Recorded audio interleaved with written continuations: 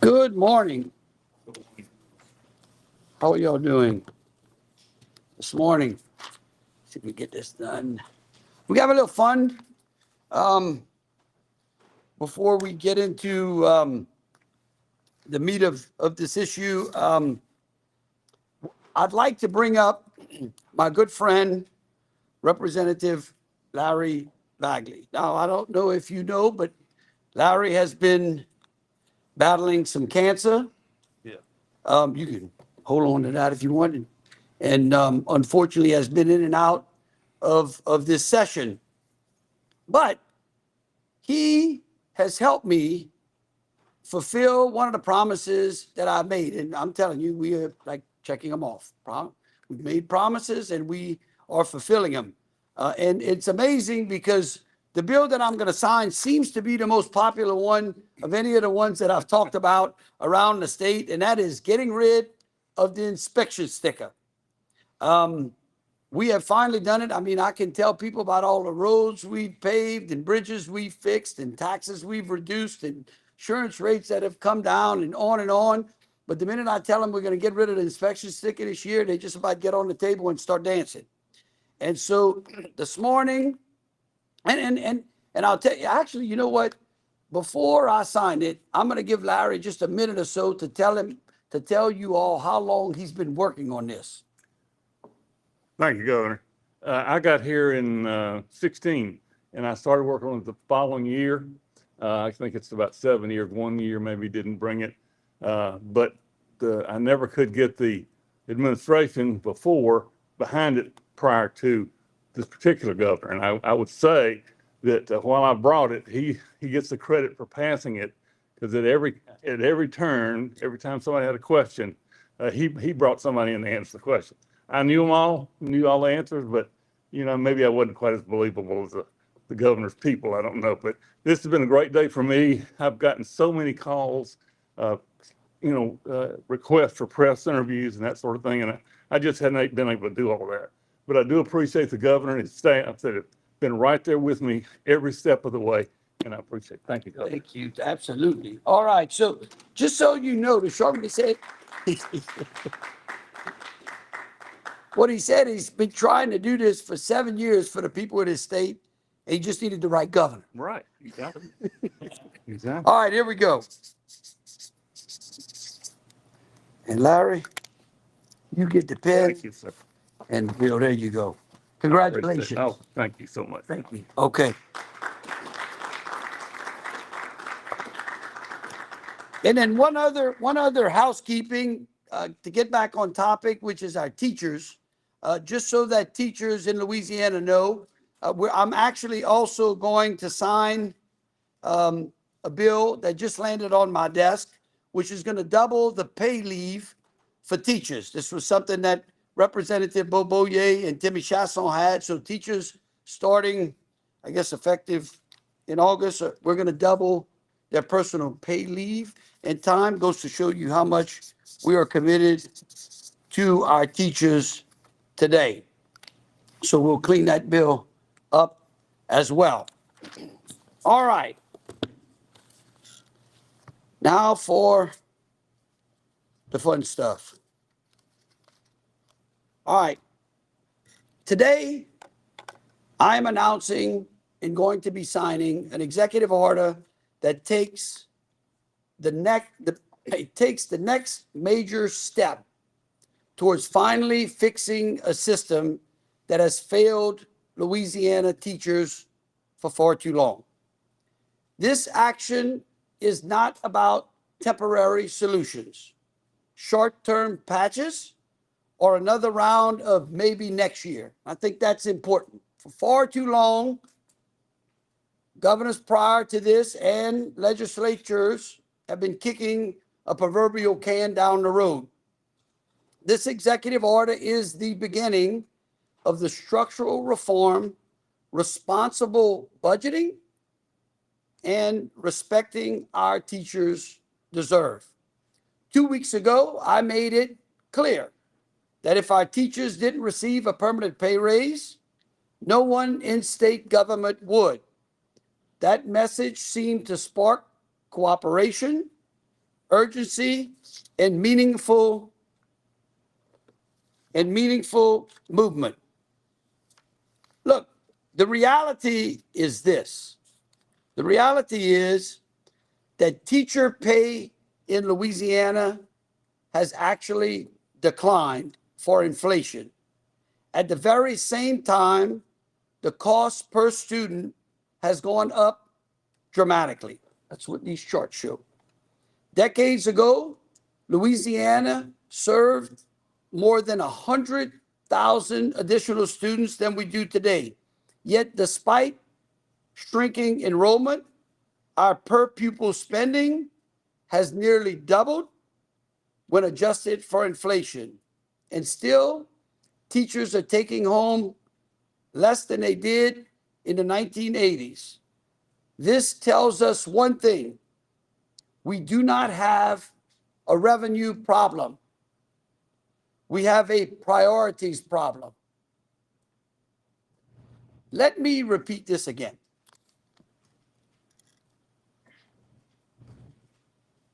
Teacher pay in Louisiana has actually declined when adjusted for inflation. Since I graduated high school, teachers were actually paid more when I graduated in 1988 than they do today. At the very same time, the cost per student that we pay has gone up dramatically. We are serving over 100,000 less students in our public school system today than we did in 1988. Yet, despite shrinking enrollment and per pupil increased costs, our teachers are taking home less. We do not have a revenue problem in this state. We have a priorities problem.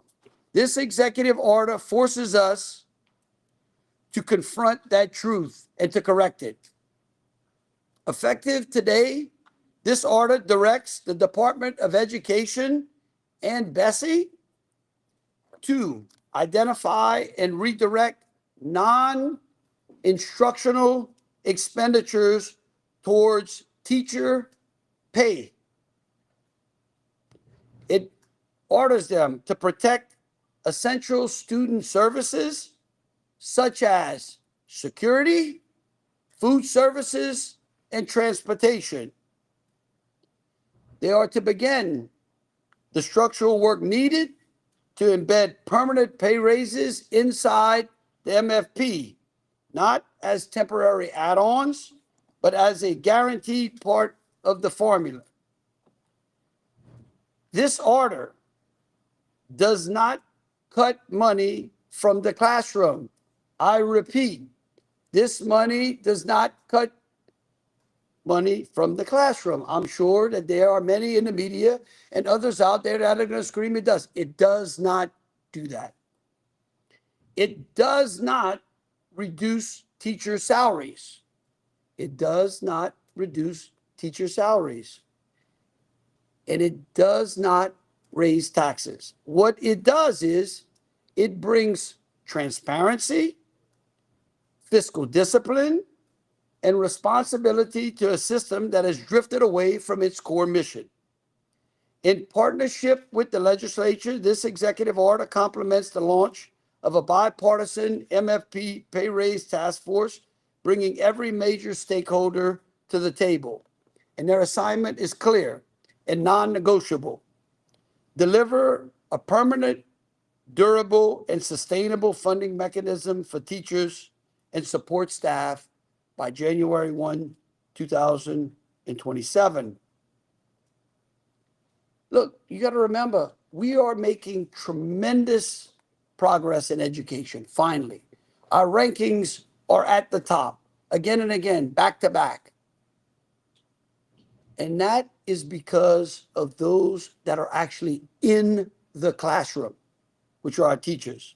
This solution will bring a structural, not a political solution. It will be formula driven, not dependent upon annual political negotiations. I promised teachers that we were going to quit using them as a political pawn. I have not done that. I have tried to bring forth solutions, and this legislature has done as well, to bring forth back-to-back solutions that take them off of the political field. This order will ensure that the 2026-2027 school year is the last time that the teachers have to wonder whether their pay raise will return. Why this matters: Louisiana's teachers have produced, as I said, remarkable results, leading the nation in reading and math growth and becoming the only state to surpass pre-pandemic reading performances. These successes belong to our teachers, not to the bureaucracy. And yet, these teachers have consistently been asked to do more with less. Their paychecks have lost purchasing power, which leads to uncertainty and instability. And quite frankly, that's wrong. When you keep going through the data, you're like, we should have the best teachers. We should have the highest paid teachers in the South, not the lowest. And every time we say we got to pay the teachers, they come to this Capitol. I would remind everyone that teachers are not state employees. They are the employees of their local school boards. This executive board begins restoring that balance. So to every one of the teachers out there, I believe that your pay should not go down while the system around you grows. While the pay of those around you seem to grow up, or the bureaucracy seems to grow more and more, it's unfortunate that those who administer your finances, which is not at this Capitol, are allowing your paychecks to get smaller. Your profession deserves security, the security of a permanent pay raise. I tell people again and again, this is personal to me. My mother was a teacher. My aunts were teachers. My sister was a teacher. My nanny's a teacher. Believe you me, she calls me all the time about all of those problems. It's why we worked to improve the classroom environment. It's why we got teachers involved in a Let the Teachers Teach program. Let's think about where we were and where we are today. Over the coming months, the Department of Education and Bessie and district leaders will conduct a full review of the MFP. No line item, no formula component, and no legacy practice will be off limits. This is a clean slate evaluation with one priority: ensuring that our teachers and support staff come first. We're going to solve this without raising taxes. We will protect critical student services. We will deliver stability, not stipends. And we will not kick this can down the road ever again. To every teacher and support worker across the state, your pay has declined for far too long. Your classrooms have been stretched for far too long. Your patience has been tested for far too long. I hear you. I've been working diligently with this legislature for 3 years now. This executive order begins a new era in Louisiana, one that's going to be defined by accountability, transparency, and permanency. We're going to get this right. We're going to make it permanent, and we're not going to do it by raising taxes. And with that, I will take any questions. Yes, sir. Governor, just to clarify where this money could come from, you said we're not touching instructional expenses, you're protecting student services like security, food, and transportation. It's not going to come money from the classroom instructional services. What parts of the MFP could this come from then? It's going to come from the non-instructional parts of the budget. Look, everyone I talk to has said that there's plenty enough money in the system. In fact, there's over $1 billion in unassigned funds that school boards are sitting on. There are a couple of school boards that are sitting on over $100 million in their fund balances. And it's important to recognize something. You understand that the state of Louisiana assumed all of the retirement debt for these teachers because the school boards evidently couldn't. So the state, decades ago, said, okay, we'll just take it and we'll assume it. Like at some point, it's important that we that if we have to force these school boards to do their own fiscal responsibility programs. I mean, it really is. I mean, it is sinful that it's gotten to this point. Mike Foster tried to align the MFP with the shrinking student enrollment back then. And yet, the waste and the bureaucracy has just grown. And every time we've tried to correct it, we put the teachers out on the stage. Well, let me tell you, I'm separating the teachers from the bureaucracy now. We're going to focus on those that matter the most, which are the teachers. There has been some spotlight on top administrators, principals at schools making upwards of $400,000. Is that something you look at too? I mean, look, I don't get to look at that. That's those school boards. Here's what I will tell you. Superintendents right now, on average in this state, make $160,000 a year. That's $30,000 more than me. Okay? So again, I think you raise a very, very good point. It is time for these school boards to tighten their belt and to put what they tighten down, what they find, in those teachers' checks. Yep. So I just want to be clear about what the plan is. So when you say teacher pay raise are for 2026, 2027, are we talking about the $2,000 and $1,000 stipend being restored again just for the short term? And that's in the past cost $198 million. Are you talking about taking $198 million out of the MFP? Have you instructed No. them to do No, that? no, no. My instruction is to take 168 million because guess what? Because in that 198 million included administrators and principals and assistant principals. And when I asked legislators, I didn't even know that. When they say a teacher stipend, you knew it? Did you know that it included principals? I know as of last week, I've heard from legislators that it includes administrators who are certified teachers. Well, I know, but this is about inside the classroom. Okay, it's time to start telling the truth. Okay, what we have done before is we said, okay, we're going to give a teacher stipend, quote, teacher stipend, because, nobody wants to vote against a teacher stipend. And then we blowed it up with an additional $20 million of people that don't deserve it. And so, no, this executive order focuses on teachers that are in the classroom and those support staff that are supporting those teachers and supporting those students. So 168 million out of how much money? Because I know Out of over $1 billion.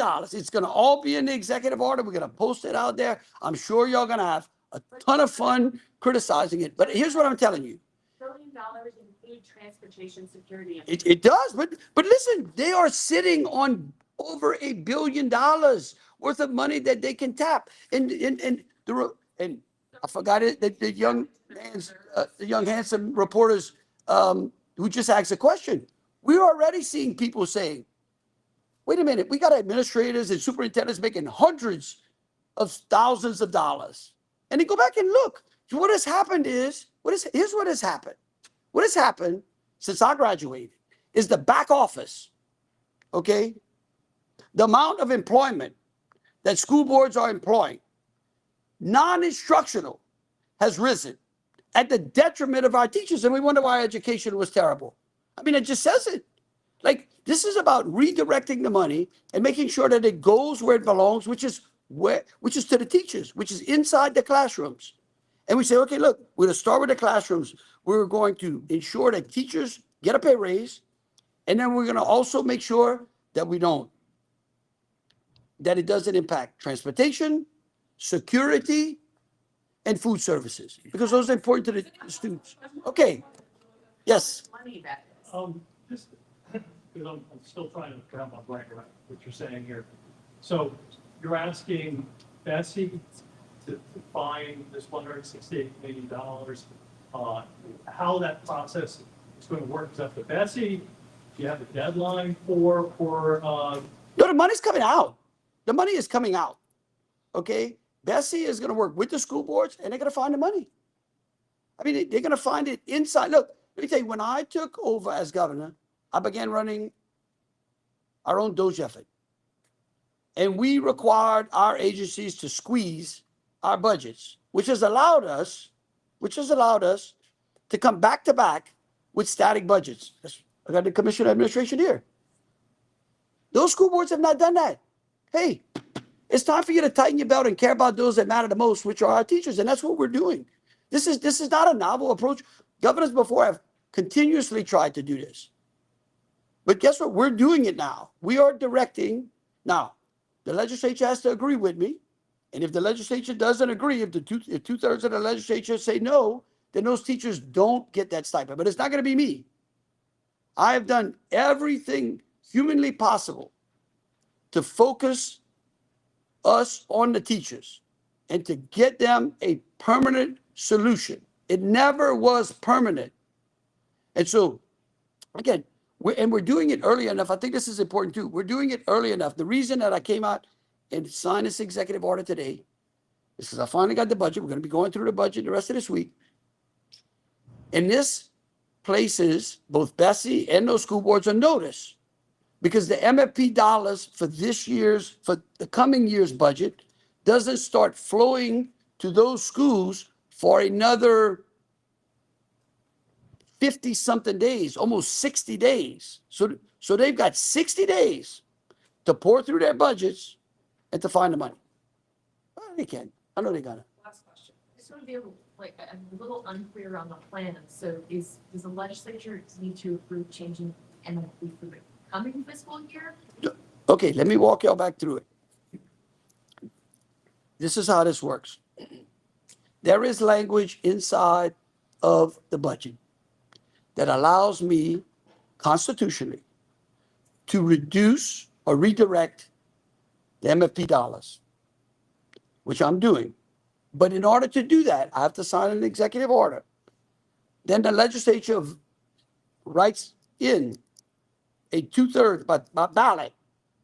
If two-thirds of the legislature consent to this reduction in this year's MFP, then it will be reduced, and Bessie will be required to work with the school boards to take that amount and redirect that amount back to teacher pay. Okay? This also triggers, let's not forget, a week ago, I guess, I stood right here with the Speaker and the Senate President, under which the legislature then went and created a bipartisan task force, okay, that is going to be looking at the entire MFP. They're going to, and with all of the stakeholders there, and they are tasked with coming up with ways to streamline that MFP and to right that ship by January 1. Okay, which that will be passed on to Bessie as a recommendation. Then it's up to Bessie whether or not they would, if they agree with those recommendations, then they pass those recommendations, and then in the next year's session, they will submit a new MFP, a new formula to the legislature, of which the legislature can approve it, they can disapprove it, or they can send it back with recommendations. They can amend it. And then we'll have, hopefully, we'll have a brand new MFP, New Dawn in Louisiana. So recently, you talked a lot about all the progress that schools in Louisiana have made. Are you worried that redirecting, cutting out some of this money could impact that progress? Well, no, because the people who are mostly responsible with making those advancements are teachers, and they're the ones that are getting the least. That's my point. Our teachers have been working double time with less pay. Well, look at this. I mean, like, the money's somewhere. Look at this. Enrollment goes down, money goes up. You telling me we can't afford to give teachers at least $2,000 more a year? Now, again, I think to Julie's point, what we find is that when we say a teacher raise, it means like everybody gets a raise. But let me tell you something. If you make $50,000 a year, you need that raise a lot more than somebody that makes $160,000 a year. But then what happens is you use the teacher pay to raise everybody's pay up. Okay, teachers get a little bit, the folks at the top, they get the most. What we're saying is it's time to balance that back room. Yes, sir. Governor, I cover this every day, so backtrack for me. So essentially, they have 50 days to find money for the stipend, and then the MFP folks have till the end of the year to come up with a plan for a permanent rate. That's correct. Hey, That's it. Well, you did good. everyone's a- Pretty good. You should come back more. Tyler. You've objected to the judge that was chosen on Senate Bill 217. A lot of people in New Orleans, a lot of people are wondering whether you're going to sign that bill or veto it. Tyler, here's what today is about teachers. I'm not answering any questions unless it involves teachers. Because for far too long, we've conflated these things. And so, Last question, Leah. I did have, everyone in New Orleans was asking the governor, wanted to know if you're gonna sign the bill. okay, listen. All I'm gonna tell you is I'm signing this executive order right now. Okay, and it's about teachers. Judah, I'll give you one last shot. I hear a lot to you, like, and from legislators that it's a local responsibility, really local districts should be leading the way in terms of, raising teacher pay. And by the way, some locals are, I think EBR Yeah. has said. This state has a lot of constraints on local governments in terms of like the homestead exemption and other ways they can raise, revenue locally. Would you all consider more flexibility in terms of how they can Look, money? there is no administration who has done more to work with local governments. Go ask Guy Cormier, more than me. I agree. But I'm gonna tell you, this balance sheet right here doesn't tell me they've got a taxing problem with our school boards, okay? Is that fair? Okay, and you talk about constraints. Right here, this has been the biggest constraint. You know, we should either fix this or we fix this, but here's the thing. Today marks a whole new beginning in the way that our local and state government are gonna treat our teachers, because I'm gonna keep hammering this out until people understand that the amount of students in the system keeps going down, and the amount of money we spend keeps going up. And the people who are responsible for teaching our children are the actual teachers. And their pay, I think that this is the important part. Think about this. Their pay, when adjusted for inflation, has actually gone down. I mean, let that sink in. Okay, all right, I'm gonna sign this, and then we're gonna put it out there for y'all to pick apart and have all kind of fun with it. But hopefully, my hope is that over the next 12 months, the focus goes back to where it belongs, and that is on the teachers. Thank you so very much. All right. For our teachers.